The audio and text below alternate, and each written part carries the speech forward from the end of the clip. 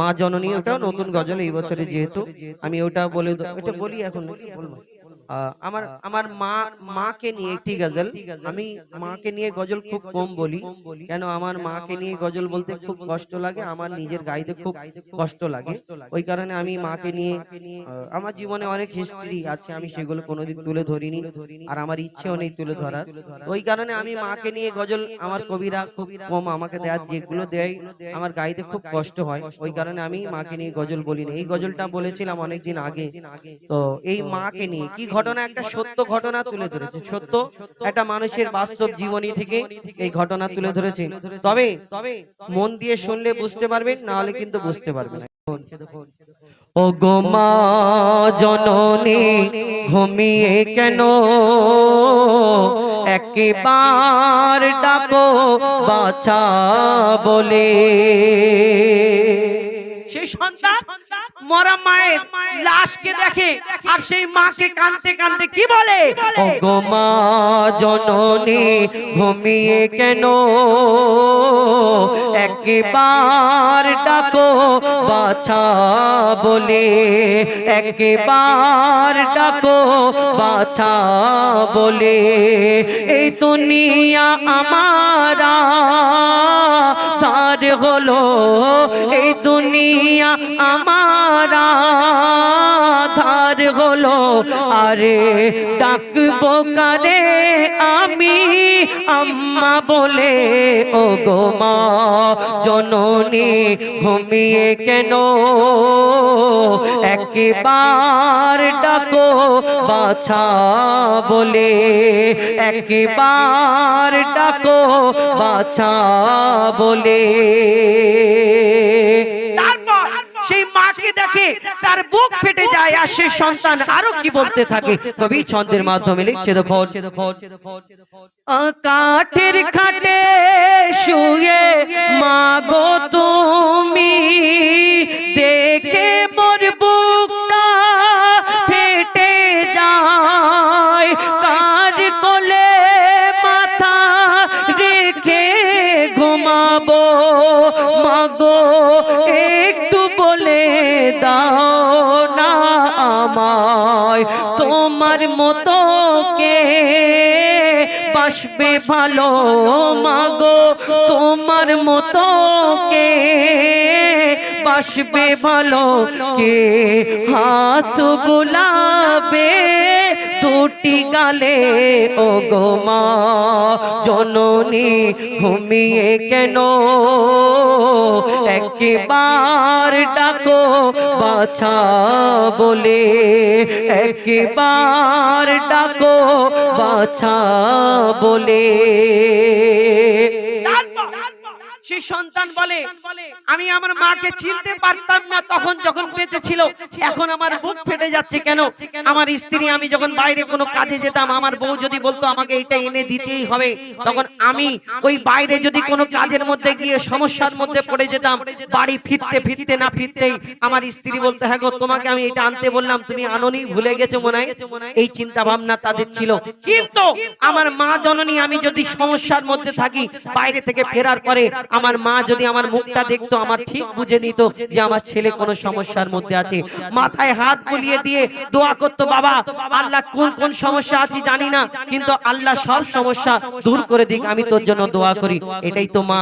তার বুকটা ফেটে যায়, সে আরো কি বলতে থাকে, কবি ছন্দের মাধ্যমে লিখছে। দেখুন, মোর দুঃখ কষ্ট বুঝতো না কেউ, শুধু তুমি বুঝিতে ও গো মা, বিপদ আপদে সান্ত্বনা দিয়ে আদর কপালে দিতে চুমা, তোমার কলিজার টুকরাকে মাগো, তোমার কলিজার টুকরাকে মাগো, কার ভরসায় রেখে গেলে ও গো মা জননী ঘুমিয়ে কেন একবার ডাকো বাছা বলে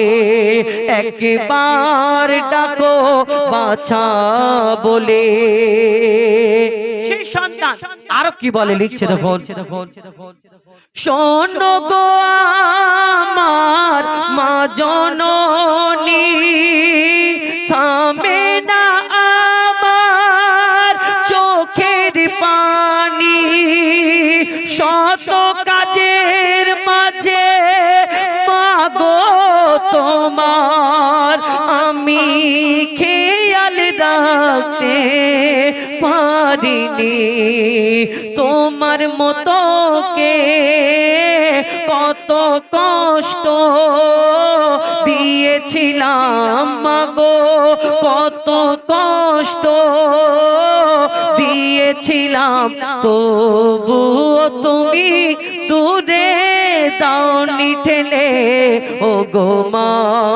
জননী ঘুমিয়ে কেন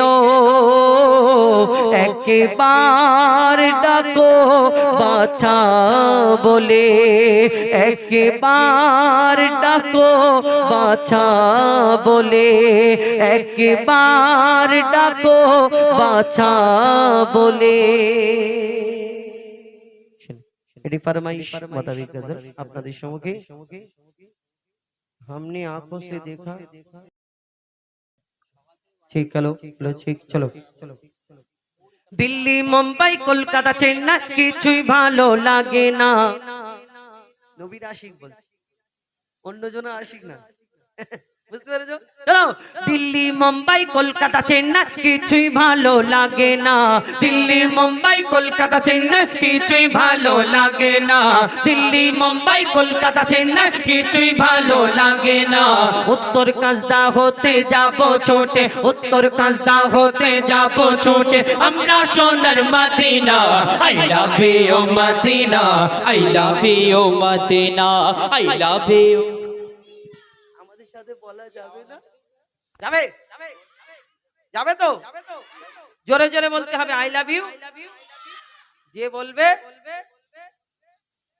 তুমি জোরে জোরে বলবে ও যেই টাকা বের করছে ও বলে আমি শুধু জোরে জোরে বলবো এখানে রাখলাম এই এবারে দেখি কে জোরে জোরে বলে দেখি আই লাভ ইউ মদিনা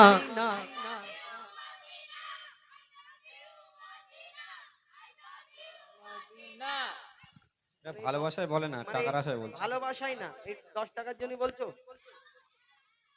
হ্যাঁ কে বলছে হ্যাঁ তুই 10 টাকার আশায় বলছিস আল্লাহু আকবার তোকে বলতে হবে তুই এমনি নিয়ে যাবি আর তোকে বলতে হবে না ভালোবাসায় যারা যারা বলবে জোরে জোরে বলে আর তুমি 10 টাকা নিয়ে যাও আমার কাছে ঠিক আছে চলো চলো দিল্লি মুম্বাই কলকাতা চেন্নাই কিছুই ভালো লাগে না দিল্লি মুম্বাই কলকাতা চেন্নাই কিছুই ভালো লাগে না উত্তর কাজদা হতে যাব ছোটে উত্তর কাজদা হতে যাব ছোটে আমরা সোনার Medina I love you Medina I love you Medina I love you Medina I love you Medina I love you Medina I love you Medina Delhi Mumbai Kolkata Chennai কিছুই ভালো লাগে না দিল্লি মুম্বাই কলকাতা চেন্নাই কিছুই ভালো লাগে না উত্তর কাজদা হতে যাব ছোটে উত্তর কাজদা হতে যাব ছোটে আমরা সোনার Medina I love you Medina I love you Medina I love you Medina I love you Medina I love you Medina I love you Madina তোমায় যে না বাসবে ভালো অন্তর জানি তার কালো তোমার ইশকে যে জন ডুবে সে মন হয় নূরি আলো তোমায় যে না বাসবে ভালো অন্তর জানি তার কালো তোমার ইশকে যে জন ডুবে সে মন হয় নূরি আলো very very beautiful very very beautiful তোমারি নূর নুরি শাম্মা ভেরি ভেরি বিউটিফুল তোমারি নুরি শাম্মা চাহত আমার পূরণ করো একটি বার দিতে চুম্মা I love you Medina I love you Medina I love you Medina I love you Medina Delhi Mumbai Kolkata Chennai কিছুই ভালো লাগে না, দিল্লি মুম্বাই কলকাতা চেন্নাই কিছুই ভালো লাগে না উত্তর কাজদা হতে যাব ছোটে, উত্তর কাজদা হতে যাব ছোটে আমরা সোনার Medina I love you Medina I love you Medina I love you Medina I love you Madina ভালোবাসা দু রকম হয়, একটা সাদা একটা কালো। প্রত্যেক জিনিসের রীত বিপরীত আছে না? ভালোবাসা দু রকম, যারা আল্লাহ আল্লাহ রসুলকে ভালোবাসে আর যারা দুনিয়ায় ভালোবাসার মধ্যে লিপ্ত থাকে তাদের মধ্যে দুটো তফাৎ কি? দেখবেন ভোরের বেলায় ইমাম সাহেব আর মুয়াজ্জিনের পিছনে দুটো তিনটে বুড়ো ঠক ঠক করে কাঁপতে কাঁপতে গিয়েও হলেও ওই ভোরের বেলায় ঠিক হাজিরি দেয়, কাঁপছে বুড়ো বাবা গো মাগো করেও, তবু ইমাম সাহেবের পিছনে দাঁড়িয়ে আছে এরকম কাঁপতে কাঁপতে। এটা হলো মহব্বত, ভালোবাসা এর প্রকাশ পায় সেইখানে। আর এই ভালোবাসা এই মহব্বত ওই বুড়োকে বলো না তুমি কোথায় যাবে বাবাজি, তোমার যদি কোনো অফার দেওয়া হয় তুমি কোন জায়গায় যাবে, ও বলবে আমি সোনার মদিনা দেখবো, কাবা শরীফ দেখবো, একবার নিজের চোখে দেখবো, মনটা ভরে যাবে, চোখ থেকে পানি চলে আসবে। কিন্তু এই ভালোবাসা যদি তুমি এই ইয়ং আমার ভাইরা যারা দুনিয়ার ভালোবাসাতে ব্যস্ত থাকে, এদের যদি বলো বাপ তোদের একটা অফার দেওয়া হবে কোথায় যাবি, এরা বলবে প্রথমে একদম ফার্স্ট চিন্তা ভাবনা করবে ঈদের সময় যদি ছুটি হয় দীঘায় যাব, গোয়ায় যাব, ভিক্টোরিয়া যাব, science city, Nicco park, science city, Nicco park, cinema hall, আবার শপিং মল, আবার 25শে ডিসেম্বর আর 31শে জানুয়ারি শুধু ডিগ করে মাটি কাঁপাবো। এরা মাটি কাঁপাবো, মাটি শুধু বলবে হ্যাঁ কে এসছে ওইখান থেকে। এই যে এই পিছনে যে মানে 25টা 30টা বক্স লাগিয়ে আপনাদের দিকে হয় কি জানি না, আমাদের ওইদিকে হয় পিকনিক করতে যায়, আর পেছনে যে বক্স এমন লাগায় এর গাড়ির পেছনে যদি কেউ চলে যায় ভিতরে সব কাঁপে। একটা বুড়োকে যদি দুটো হাত ধরে টেনে 2 মিনিট দাঁড় করিয়ে রাখা হয়, ওই বেশ এমন পড়ে ডিগ ডিগ করে, ও বুড়ো 2 মিনিট লাস্টিং করবে না, ছটপট করে মরে যায়, ছটপট করে মরে। কেন? হার্টের তো মানে যাদের কমজোর থাকে, আর এই রকম বিট পড়বে একটা মানুষকে যদি 2 মিনিটের সামনে ভালো করে জোর করে দাঁড় করিয়ে রাখা যায়, ও বেশি দিন লাস্টিং করবে না, টেকসই করবে না, চলে যাবে। এই দুনিয়ার ভালোবাসা এদের চিন্তা ভাবনা ওই Digha, Goa, Victoria, science city, Nicco park, আবার চিন্তা করে cinema hall, shopping mall. Cinema হলে গিয়ে টিকিট কেটে বলে দাদা 50 টাকা বেশি দেবো, করে দাও। মানে বুঝে না, অন্য ব্যাপার আছে, বলা যাবে না, বললে অসুবিধা আছে। তা এই দুনিয়ার ভালোবাসার ওই যারা আল্লাহ আল্লাহ রাসূলকে ভালোবাসে তাদের মধ্যে তফাৎ কি? কবি ছন্দের মাধ্যমে লিখছে দেখুন, ভালোবাসার মেলা দেখি শপিং মল ও পার্কেতে, কেউ ছুটে যায় দীঘা, গোয়া, ভিক্টোরিয়া, নিকোতে। ভালোবাসার মেলা দেখি শপিং মল ও পার্কেতে, কেউ ছুটে যায় দীঘা, গোয়া, ভিক্টোরিয়া, নিকোতে। আমি বোকা ইমান পাকা, আমি বোকা ইমান পাকা, মুস্তাফার দিবানা। আমি বোকা ইমান পাকা, মুস্তাফার দিবানা। নূরে নবী দিলে ছবে, নূরে নবী দিলে ছবে, আকি শুধু Medina. I love you Medina, I love you Medina, I love you Medina, I love you Medina. Delhi Mumbai Kolkata Chennai কিছুই ভালো লাগে না, দিল্লি মুম্বাই কলকাতা চেন্নাই কিছুই ভালো লাগে না। উত্তর কাজদা হতে যাব ছোটে, উত্তর কাজদা হতে যাব ছোটে আমরা সোনার Medina. I love you Medina, I love you Medina, I love you Medina, I love you Medina, I love you Medina.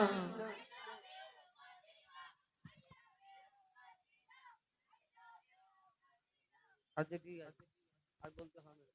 ওই সোয়েটার পরে আছে পিকে না,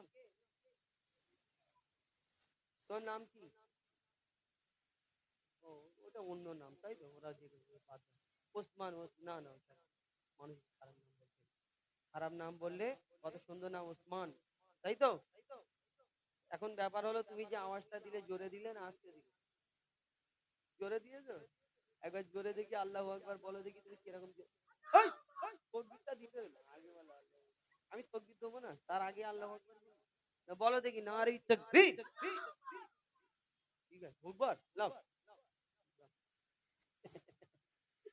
10 টাকা পাবি, চিন্তা করছিস কেন? তোর 10 টাকা দেনা পাওনা রইলো। হ্যাঁ হ্যাঁ বাবা, দেখছে কড়কড়ে নোট। এখন ব্যাপার হলো, আমার মা বোনেরা অনেক আচ্ছা যারা দাঁড়িয়ে আছে ওই সেই পিছন দিকে খালি আছে, আছে পিছন দিকে দেখা যাবে না, স্ক্রিনে দেখাচ্ছে তো। বাহ, ভালো স্ক্রিন ব্যবস্থা, পর্দার ব্যবস্থা করেছে, সুন্দর দেখাচ্ছে, ওইখানে বসে বসে দেখুন আপনারা।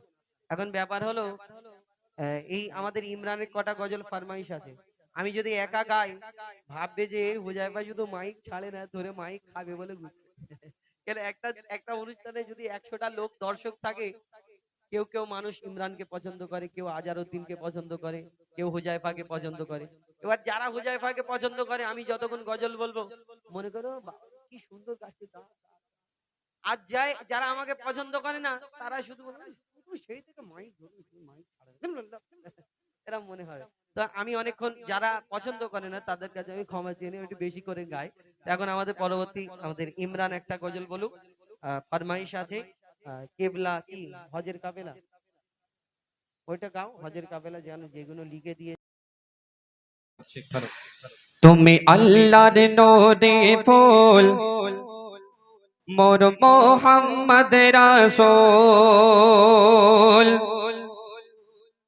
তুমি আল্লাহর নূরে ফুল, মোর মোহাম্মদ রাসূল। তুমি আল্লাহর নূরে ফুল, মোর মোহাম্মদ রাসূল।